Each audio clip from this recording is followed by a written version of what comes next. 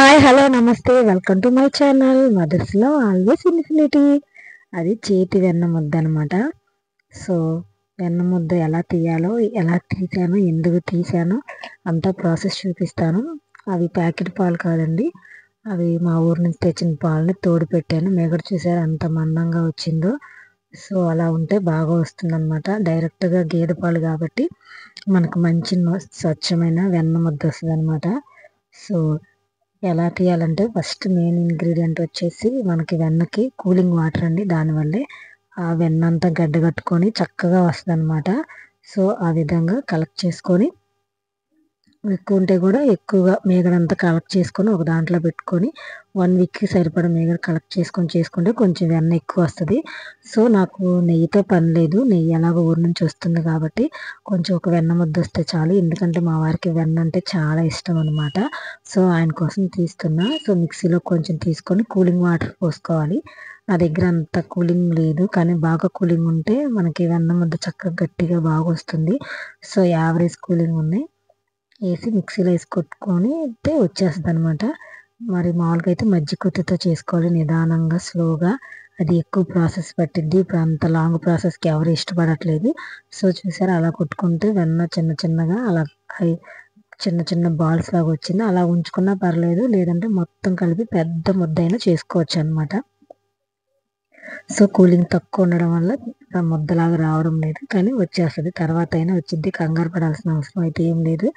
So ఇలా వెన్న తీస్తుంటే చిన్నప్పుడు మా ఊర్లో అందరికీ గేదెలు ఉండేవి, మాకు కూడా ఉండేది.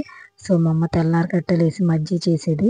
ఎండెక్కక ముందే మజ్జిగ చేయాలంట. సో చీకటితో లేసి నైటు బయట ఉంచిన కూలింగ్ వాటర్ ఉంటాయి కదా, దాంతో చేసేది. చక్కగా వచ్చేది వెన్న ముద్ద. సో ఆ చేతి వెన్న ముద్ద తీస్తుంటే నాకు ఒక పద్యం గుర్తొస్తుంది. చేత వెన్న ముద్ద చెంగల్వ పూదండ. మనకి 8th 9th 10th క్లాస్లో పద్యాలు ఉండేవి కదా, మా తెలుగు మేడం పాడుతుంటే 100 మంది ఉన్న క్లాస్లో కూడా ఆ గొంతు విప్పుతుంటే అసలు పద్యం వింటుంటేనే అసలు ఆ పలకడంలోనే సగం నోటికి మాకు వచ్చేసేది అనమాట. అంత కంఠస్థం పట్టించేవాళ్ళు. కంఠస్థ పద్యాలు ఉండేవి కదా. సో అలాగా వెన్న కలెక్ట్ చేసేసుకొని ఒక దాంట్లో వేసేసుకుంటే కూలింగ్ వాటర్లో అలాగ పెద్ద ముద్దలాగా వస్తుంది. సో నేను అలా వెన్న తీస్తుంటే నాకు చిన్నప్పుడు విషయాలను గుర్తొస్తున్నాయి. మా అమ్మ అలా వెన్న తీసి ఆ చేతికి ఆ మజ్జిగ కుత్తికి ఉన్నదాన్ని కాళ్ళకి రాస్తూ ఉండేది, రమ్మను పిలిచేది. నాకు చిరాకుగా ఉండేది అని చెప్పి నేను వెళ్ళేదాన్ని కాదు. మా డాడీ వెళ్ళు వెళ్ళు రాయించుకో, చర్మం బాగుండిద్ది అని చెప్పేవాళ్ళు. అయినా చిరాకు అని చెప్పి వెళ్ళేదాన్ని కాదు. ఒక్కొక్కసారి ఆయనకు భయపడి వెళ్ళి రాయించుకునేదాన్ని.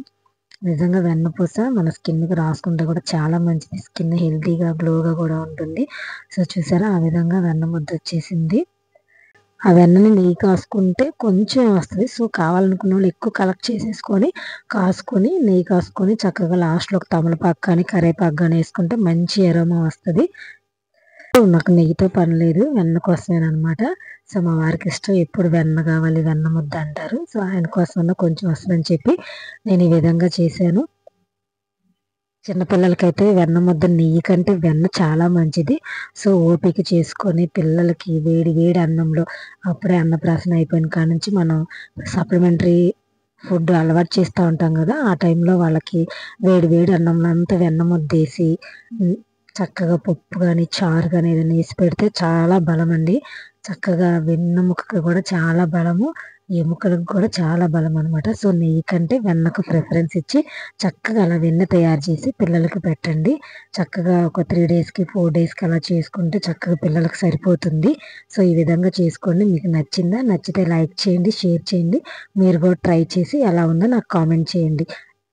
అలాగా బాక్స్లో పెట్టుకొని ఫ్రిడ్జ్లో స్టోర్ చేసేసుకొని కావలసినప్పుడు వేసుకొని తింటే చాలా బాగుంటుంది.